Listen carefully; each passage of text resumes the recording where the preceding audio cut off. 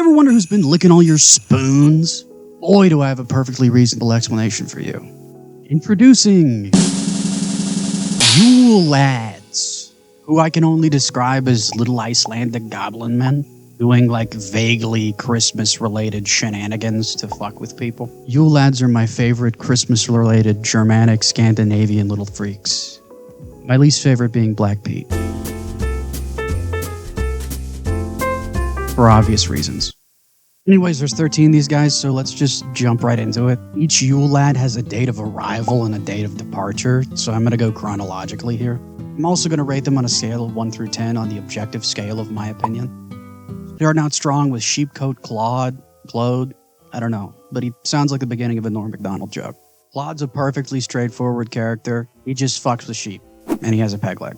Despite how much the peg leg adds to his character design, it does impede his ability to fuck with sheep. Anyways, great all round, love the peg leg and the passion, keep it up, 9 out of 10. Next is Gully Gawk. While Claude is just sort of in there for the love of the game, or his motivations are pretty much unknown, Gully Gawk's on a mission.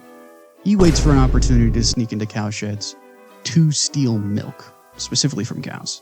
Usually straight from the source, which can't be sanitary, and it also elicits a visceral response from me. But to be honest with you, sanitation doesn't seem really high up on the list of priorities for Yule Lads anyways. Then we got Stumpy. Stumpy is shorter than the other Yule Lads, who are already relatively diminutive and throwable.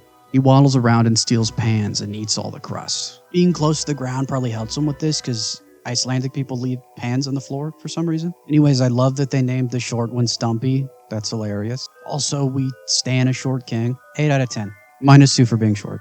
Now for my personal Yule Lad bias. Spoon Licker. Spoon Licker, well, he licks spoons. Pretty straightforward. One of the things I love about him. Spoon Licker breaks into people's homes and he just sort of licks all their spoons for some leftover scraps. Like the other Yule Lads who are kind of stocky, Spoon Licker is sort of wiry and emaciated, like a little spoon-licking crackhead. Disregarding my unconditional love for him, I think maybe getting all your food from spoons is probably why he's starving. It's a horrible way to get food. Even for Yule Lad standards, still 10 out of 10 though. He's my goat. That's my LeBron. That's the LeBron of Yule Lads for me. The next two lads are kind of similar, and I'll be honest, they kind of bit Spoon Licker's flow a little.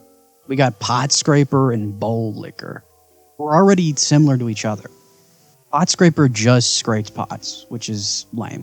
Bowl Licker is a little bit more unique. He hides under children's beds to steal the bowls, which is still sus. Overall, bar for bar, lore-wise, these are the weakest Yule Lads for me. 5 out of 10 for Pot Scraper. 6 out of 10 for Bowl Licker. This next lad's just an asshole, basically. My ex-girlfriend's favorite Yule Lad, Door Slammer. This is another beautifully simple lad. He just slams doors, no food involved. He just slams doors to be a menace, to be an asshole. I respect that. I respect that he's just toxic. 8.5 out of 10. It's a good time to mention that I would like to propose Yule Lads as a replacement for zodiac signs. It just makes more sense. I feel compatible with another Spoon Licker or like a Sheepcoat Claude. I couldn't be with a Gully Gawk. I certainly couldn't be with another Door Slammer. In hindsight, maybe that's why it didn't work out. This one's kind of too Icelandic to make any sense to anyone who isn't from Iceland, including myself. Skyr Gobbler. Guess what he does? Yeah, he gobbles skyr. Oh, you don't know what skyr is? It's basically like Icelandic yogurt. However, because of its color and texture, and a lot of the depictions of Skyr Gobbler, he looks like he's gobbling something else.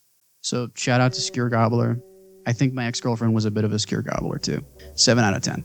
He would be higher if more people knew what skyr was, including myself. Anyway, Sausage Snatcher. This motherfucker literally hangs from the fucking rafters and steals smoked meats. He's another food-based lad, but he really made it his own. I really like his spin on it. Something about hiding in the rafters is very goblinoid, and I like that. If I wasn't such a Spoon Licker, I think I'd be a Sausage Snatcher.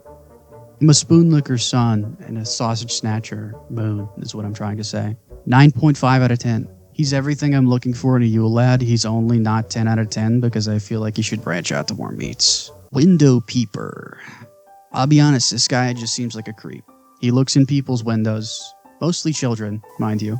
Once again, seemingly just to fuck with them. That's going to be a Chris Hansen out of 10 for me. Someone please check this Yule Lad's hard drives. Speaking of creeps, Doorway Sniffer. Hold on. Give me a minute. I'm going to defend my boy here for a bit. Before you judge, this doesn't feel like a creep thing to me. One, he only sniffs doors to fuck with people, which is kind of funny because bro's nose is so big that it literally creates a draft by sniffing. And two, he's sniffing for the purpose of finding delicious treats, which honestly, wouldn't you if you had a big freak doorway sniffer nose? To me, he's less of a weirdo who sniffs doorways and more of a goblin-like man who, despite his disfigurement, uses his large nose to achieve his goals and to also fuck with people. He's a bit weird, but he's a Yule lad. What did you expect? They're Yule lads. They're weird little guys. They're little goblin men. 8 out of 10. He's very unique. I'm very proud of him. He'd be higher if people were less judgmental about his lifestyle. Beat Hook. He has everything else I wish Sausage Swiper did. He's indiscriminate with his meat thievery, and I love the hook. Kind of scary, but also weird. I like that. However, I can't help but feel he bit Sausage Snatcher's flow a tad. He came first, meat is his thing. Listen, Meat Hook is great. I just wish that he would fuse with Sausage Snatcher and made one big, all-meat swiping, rafter-hanging Meat Hook lad. If that was the case, that would be an easy 10 out of 10 lad for me, but it's not. So I'm going to have to put him at 8.5. That's as high as I can put him. Meat has already been taken. Maybe he should have been hooking vegetables. I don't know, man. Sausage Swiper came first, bro. Plus, if Meat Hook and Sausage Snatcher fused, there would be exactly 12 lads. Then we could fully replace the star sign system with them. As long as Spoon Licker is February, I'm good with whatever. And last but not least, Candle Stealer. This lad seems a little bit more than a nuisance in modern contexts, unless you're a Bed Bath & Beyond or like a Crystal Girl. But night in Iceland around this time of year is 20 hours long. And they didn't have electricity until like the 19th century. Considering that and the fact that he goes around gobbling people's candles, usually children, in the middle of pitch black night, honestly, I might even put him in Window Peeper territory. At least Window Peeper doesn't abandon people in pitch black darkness. He's just a creep. I'll be honest here, he lacks the goofiness I've come to love from the Yule lads. Eating candles is very goblin-like though, 6.5 out of 10. Without context, he's more goofy, so I would say like a 7.5 out of 10 now. Yule lads are a strange and admittedly hilarious look into folklore, especially pre-Christian folklore. Specifically, this sort of region of the world has a lot of tales about like little creatures that sort of steal children. These stories are probably mainly used to keep children out of trouble and, more importantly, alive and make them value the valuable things at the time. For instance, candles were way more valuable back then because they didn't have electricity. They now serve as sort of an echo of the past and a reminder that life before like 1995 sucked and was horrifying.